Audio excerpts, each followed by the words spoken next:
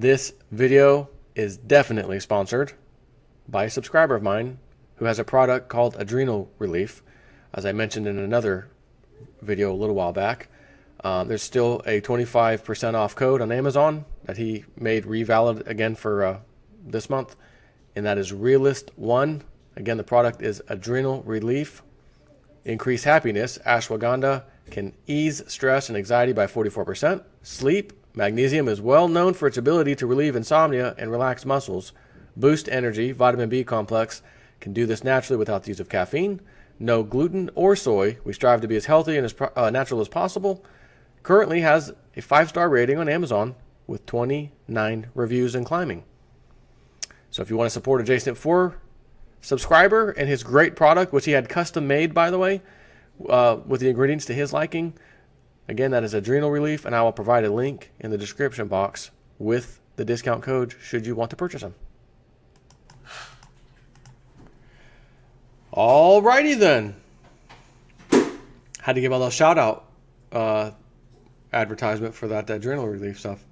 One of my subscribers. It's good stuff.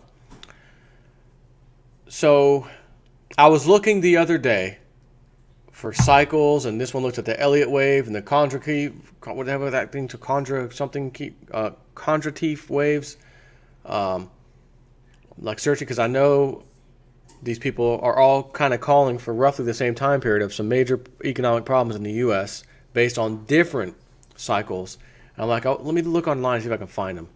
And lo and behold, I find an old, as in 2014, May 2014, Zero Hedge article that posts exactly what I was looking for. And in one of the links that is inside that article takes me to another place that I definitely want to read too. So this is very interesting because we're kind of towards the latter part of this cycle, 2015 to 2020.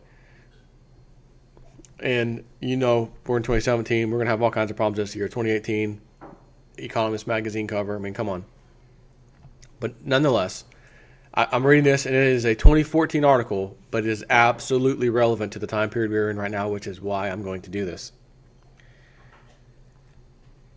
If economic cycle theorists are correct, and there's a few of them, by the way, 2015 to 2020 will be devastating for the U.S. Again, look at, of all the years I've been doing this, and I've been doing it for a long time, I can't keep up with 2017 and the bad news stories of economy, retail, housing, all the stuff that is coming out now. So this is really relevant, I'm telling you. Does the economy move in predictable waves? And this is actually written by Michael Snyder from the Economic Collapse blog that is mixed in here with Zero Hedge. Does the economy move in predictable waves, cycles, or patterns? There are many economists that believe that it does. And if their projections are correct, the rest of this decade is going to be pure hell for the U.S. Many mainstream economists want nothing to do with economic cycle theorists. But it should be noted that economic cycle theories have enabled many analysts to correctly predict the timing of recessions, stock market peaks, and stock market crashes over the past couple of decades. Of course, none of the theories discussed below is perfect, but it is very interesting to note that all of them seem to indicate that the U.S. economy is about to enter a major downturn. So will the periods from 2015 to 2020 turn out to be pure hell for the U.S.? We will just have to wait and see. One of the most prominent economic cycle theories is known as the Kondratief wave. It was developed by a Russian economist named Nikolai Kondratief, and as Wikipedia has noted, his economic theories got him into so much trouble with the Russian government that he was eventually executed because of them, even though he was right. The Soviet economist Nikolai Kondratief, also written as Kondratief, was the first to bring these observations to international attention in his book, The Major Economic Cycles, and that was written in 1925, alongside other works written in the same decade. Two Dutch economists, Jacob van Gelderen and Samuel D. Wolff, had previously argued for the existence of 50 to 60-year cycles in 1913. However, the work of de Wolff and van Gelderen has only recently been translated from Dutch to reach a wider audience. Kondratieve's ideas were not supported by the Soviet government. Subsequently, he was sent to the Gulag and was executed in 1938. In 1939, Joseph Schumpeter suggested naming the cycles Kondratieve waves in his honor. In recent years, there has been a resurgence of interest in the Kondratieve wave. The following is an excerpt from an article written by Christopher Quigley that discusses how his theory works. Kondratieve's analysis described how international capitalism had gone through many such Great Depressions and as such were a normal part of the international mercantile credit system. The long-term business cycles, again that's the boom and bust periods, that he identified through meticulous research are now called Kondratieve cycles, or simply K-waves. The K-wave is a 60-year cycle, plus or minus a year or so, with internal phases that are sometimes characterized as seasons, such as spring, summer, autumn, and winter. The spring phase, a new factor of production, good economic times, rising inflation. Summer, hubristic peak, war followed by societal doubts and double-digit inflation.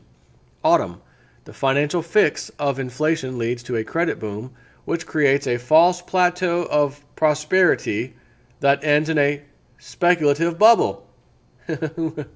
Wonder what period we're in.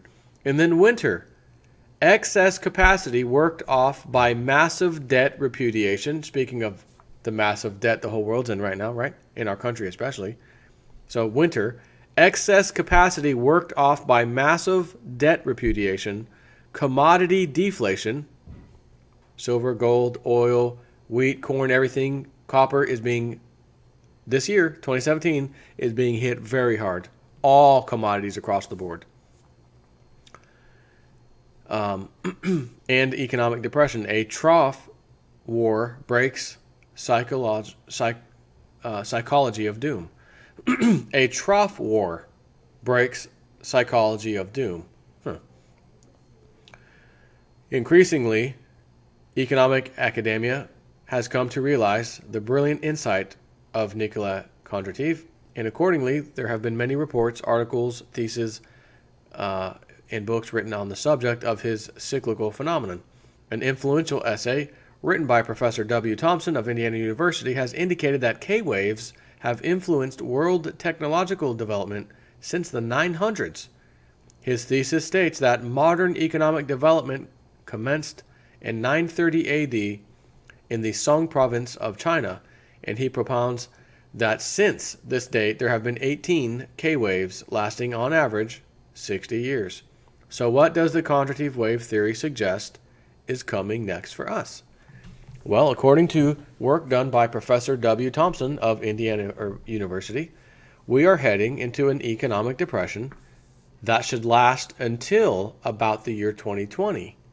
Now that's interesting. Again, we're in 2017, 18, 19, 20, 3 years to go. However, things are really speeding up in 2017, right? As far as depression, recession kind of data. And again, this is an estimate around 60 years, right? Maybe he means 2022, 2021. Again, plus or minus a year or two. Based on Professor Thompson's, and by the way, there's more people here with other waves, not just this one I want to get into. Based on Professor Thompson's analysis of long K cycles have nearly 1,000 years of supporting evidence. If we accept the fact that most winter periods in K cycles last 20 years, as outlined in the chart above, this would indicate that we are about halfway through the Kondratieve winter, again this is 2014, that commenced in the year 2000. Thus, in all probability, we will be moving from a recession to a depression phase in the cycle about the year 2013, and it should last until 2017 to 2020. Well, we didn't really have a recession or depression during that time period, did we? 2013, 2014. But again, the data is now suggesting that maybe this is the start. But again, this could be a year or two off. So 2013, 2014, 2015 is 2 years. And yeah, we're in 2017. But of course, the K wave is far from the only economic cycle theory that indicates we are heading for an economic depression. The economic cycle theories of author Harry Dent, and there's others, present or predict that we are on the verge of massive economic problems. He mainly focuses on demographics, and the fact that our population is rapidly getting older is a major issue for him. The following is an excerpt from a Business Insider article that summarizes the major point that Harry Dent makes in his book.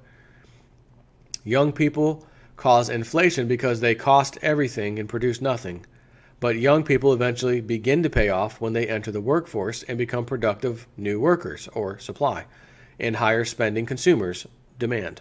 Unfortunately, the U.S. reached its demographic peak, spending, from 2003 to 2007, and is headed for the demographic cliff. Germany, England, Switzerland are all headed there too. Then China will be the first emerging market to fall off the cliff. Albeit in a few decades, the world is getting older. The U.S. stock market will crash. Our best long-term and intermediate cycles suggest another slowdown and stock crash accelerating between very early 2014 and early 2015, and possibly lasting well into 2015 or 2016. The worst economic trends due to demographics will hit between 2014 and 2019. The U.S. economy is likely to suffer a minor or major crash by early 2015, and another between late 2017 and late 2019 or early 2020 at the latest. And we did have a big market twice move. Didn't remember the 1,000 point, 2,000 point drop, 2015, the same one that I keep telling you that guy Sandy Jadeja called 18 days in advance. That was in 2015. So, suggest another slowdown and stock crash accelerating between very early 2014 and 2015, and possibly lasting well into 2015 or 2016, he said. Wasn't exactly a crash, but boy, did it, the Dow Jones was down pretty heavy. And he's saying between, the worst economic trends due to demographics will hit between 2014 and 2019.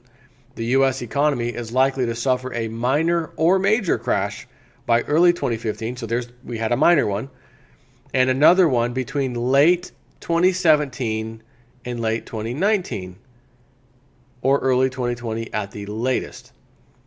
The everyday consumer never came out of the last recession. The rich are the ones feeling great and spending money, as asset prices, not wages, are aided by monetary stimulus. The U.S. and Europe are headed in the same direction as Japan, a country still in a coma economy precisely because it never let its debt bubble deleverage. The only way we will not follow Japan's footsteps is if the Federal Reserve stops printing new money.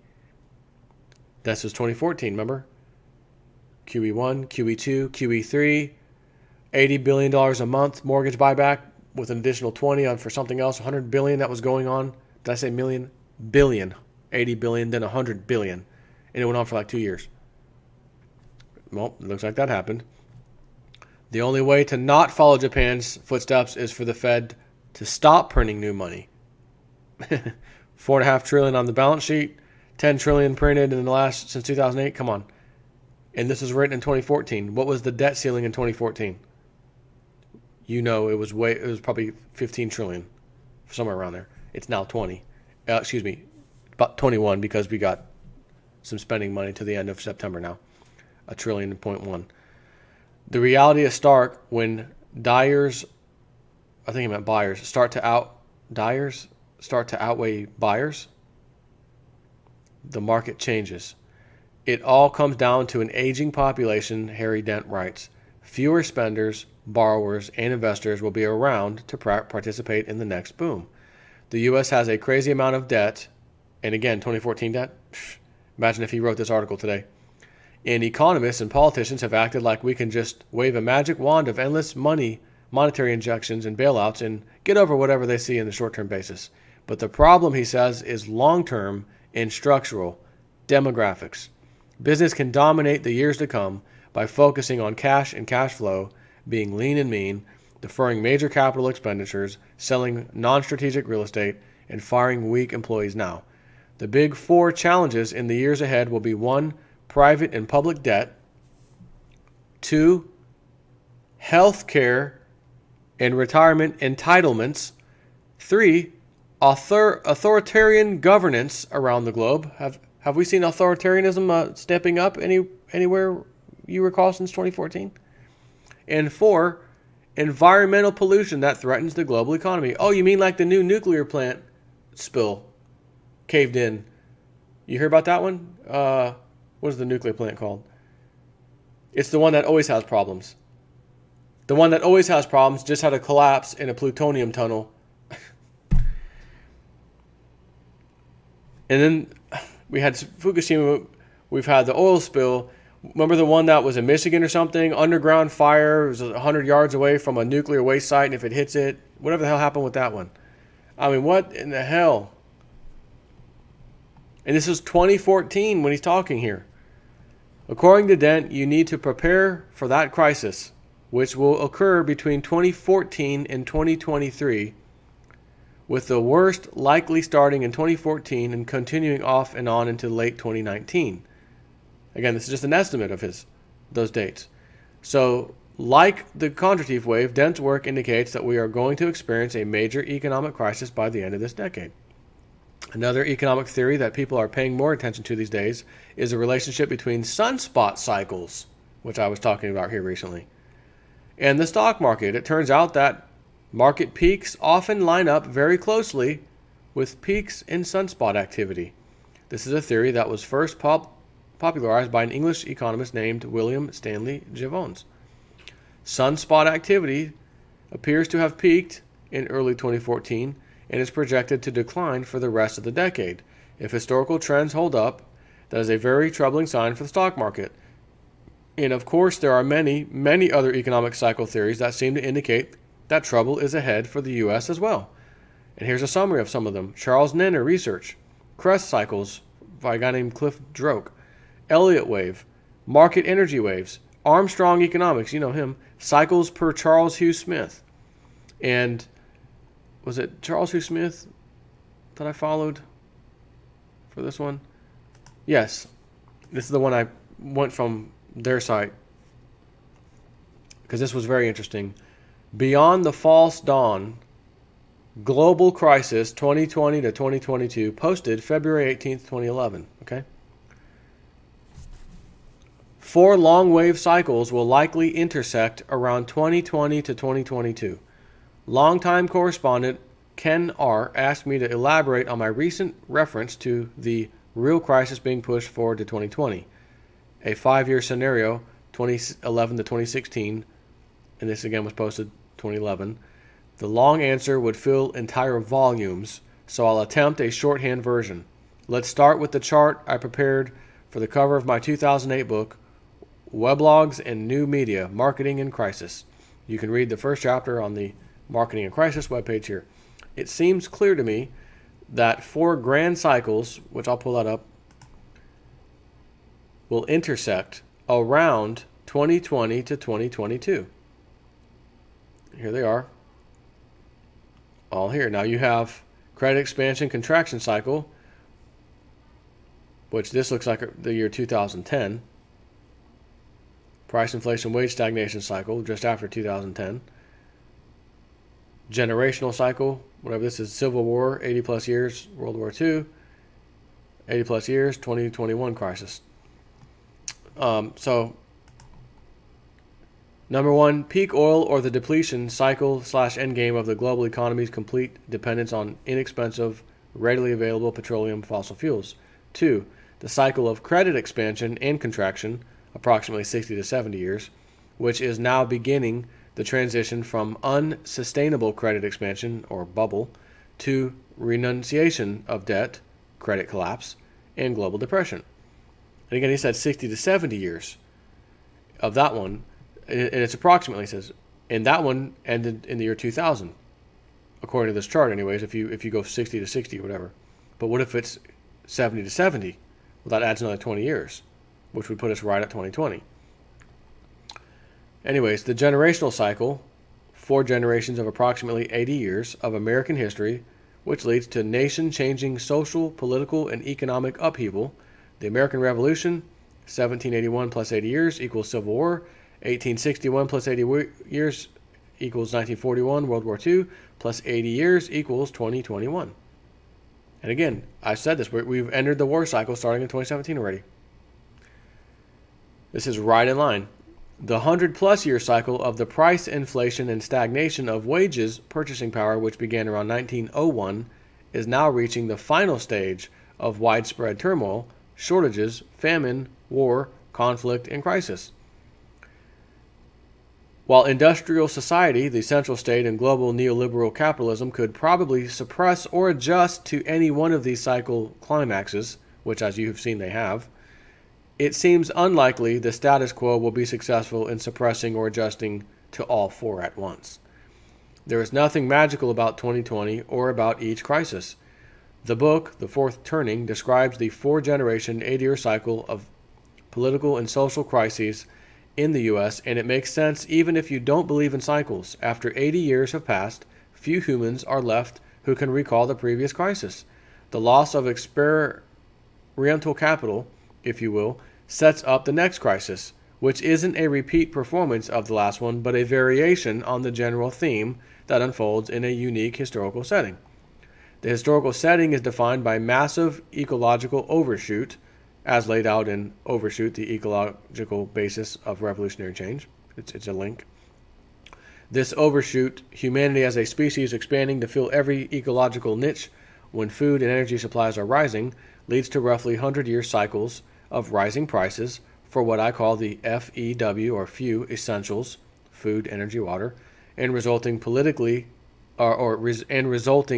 instability, not to mention plagues, war, etc., as the overabundant humans scramble to secure what's left of dwindling resources.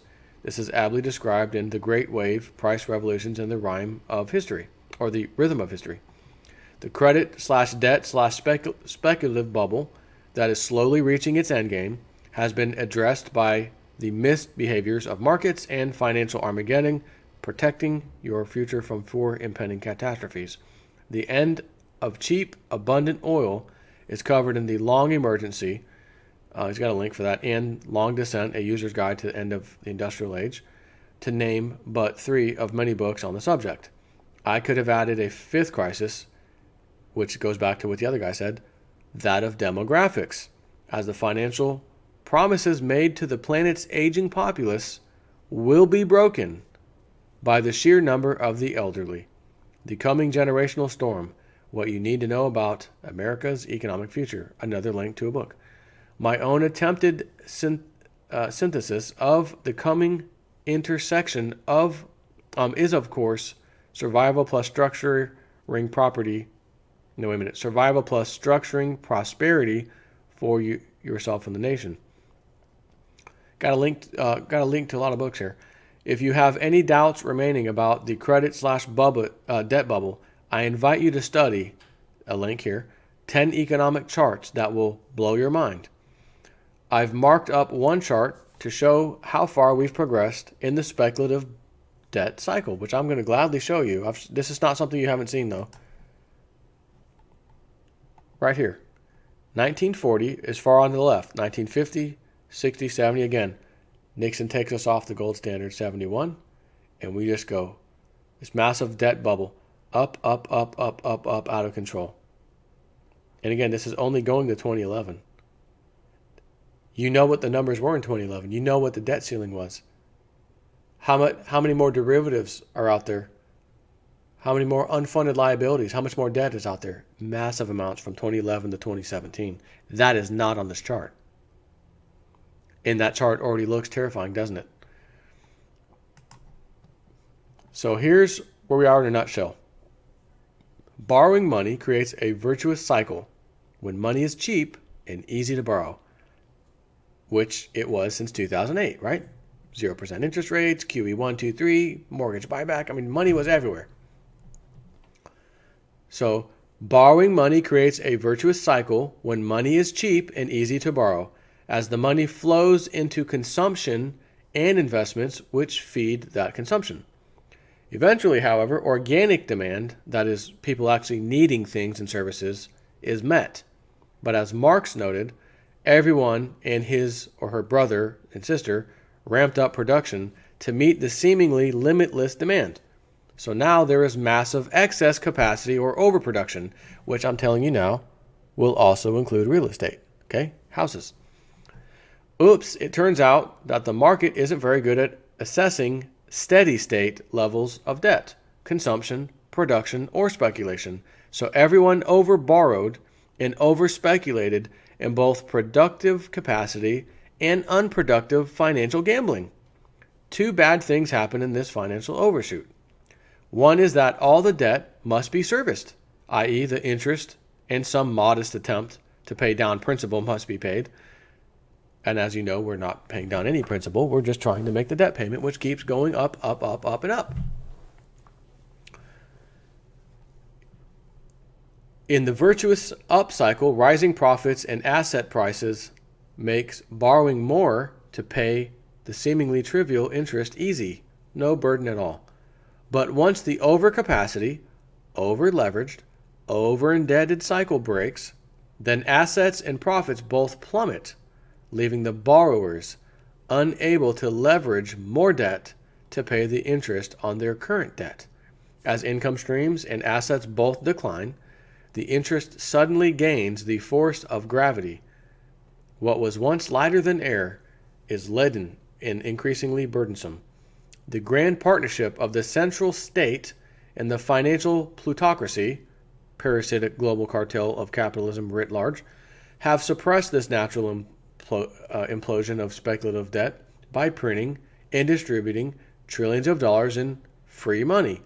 The only way to make servicing $1 trillion bearable is to lower the interest rate to zero. At zero, even you and I can borrow $1 trillion, and once again, we can easily borrow enough to service our mountain of existing debt. As a special bonus to the plutocracy of the free money enables them to ramp up their favorite pastime, carefree financial speculations based on fraud, collusion, and misrepresentation of risk. So hold on. Let me stop here.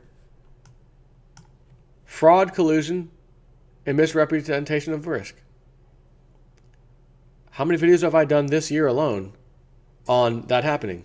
They misrepresented that. They told their shareholders this, but it was a lie. It was really that. We had LIBOR scandal. We had the rigging of precious metals. They had to admit that over there, rigging it over in the London PM fix. Lawsuits coming from that. We have laundered money coming in. 1 out of 3 houses in America, major cities, is being bought with laundered money. It's also happening in Canada. It's happening in Australia, right? So again, this was February 2011. February 2011, this was written. As a special bonus to the Bankers Club, the plutocracy, the free money enables them to ramp up their favorite pastime, carefree financial speculations based on fraud, collusion, and misrepresentation of risk. As any profits will be theirs to keep private, while any losses and all the risk will be backstopped by their partner, the central state, and its tax donkeys, the taxpayers. It's a return to fun days at the races for the financial elites. Is that not what we've been seeing since this time frame? 2008 even? Absolutely. But a funny fork in the road appears after a massive dose of free money. The free money flows into speculative bets on actual tangible resources, creating massive inflation and newly reflated asset bubbles. Oh my God. Again, I'm shocked as I read this because, and I already read the whole thing, by the way. Usually I don't read the whole thing. I only read some of it and say, that's going to be a great video. I read the whole thing. And I'm telling myself, he wrote this in 2011. 2011. Creating massive inflation and newly reflated asset bubble. Housing all-time high again. All the bubbles I keep talking about, they were reflated. This is incredible. As a result, the system is now facing the same old problem, asset bubbles held aloft by free money and rampant financial fraud, and a new problem, inflation in resources that sustain the real economy. The central state / financial elites are thus faced with an impossible choice. If they let the speculative free money flow, then their populations starve as prices of tangible goods, such as food and energy, skyrocket. Recall that the masses aren't provided with $1 trillion at zero interest. That privilege is reserved for the financial elites who fund the central state politicos. The capitalist answer to this vast financial overshoot is simple. Interest rates will rise once the unlimited free money stops flowing. Once interest rates rise, then the debt, which has now doubled or tripled in the frenzied flow of free money, quickly becomes burdensome in the extreme. In other words, the status quo is now addicted to unlimited flows of free money. If the flow continues, then inflation will destabilize it. If it's cut off, then rising interest payments will destabilize it. That's why it's easy to predict a financial collapse in the next few years, but there are still enough resources around to stabilize things after the impending financial liquidation. Societies and economies have a way of finding a new equilibrium, a process described in, I guess this is a book, The Onset of Catabolic Collapse, the Arch-Druid Report. It's not quite as straightforward as it sounds because each burst of catabolism on its way down does lower maintenance costs significantly and can also free up resources for other uses. The actual result is the stair-step sequence of decline that's traced by the history of so many declining civilizations. Half a century of crisis and disintegration, say, followed by several decades of relative stability and partial recovery, and then a return to crisis, rinse and repeat, and you've got the process that turned the former what we call the form of the imperial Rome into an early medieval sheep pasture. But a financial reset won't address any of the other looming crises. As I've often proposed, energy will remain too cheap for alternatives to make financial sense until it doesn't, and then it will be too late. Such thoughts do leak out of the status quo every now and again, but they are generally viewed as some sort of parlor game.